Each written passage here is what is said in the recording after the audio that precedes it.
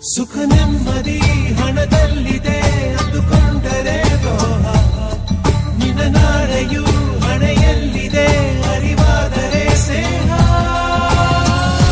ಆಸೆಗೆ ಬದುಕೋರೆಲ್ಲ ಮಣ್ಣಾಗಿ ಹೋಗೋರೆ, ನಿಂದು ಅಷ್ಟೇ ಪ್ಯಾರೆ.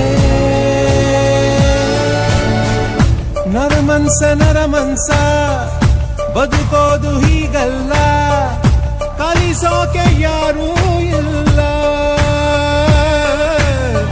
ನರಮನ್ಸ ನಿಂದೇನು ನಡೆಯೊಲ್ಲ, ಅವನಿಷ್ಟದಂಗೆ ಎಲ್ಲ.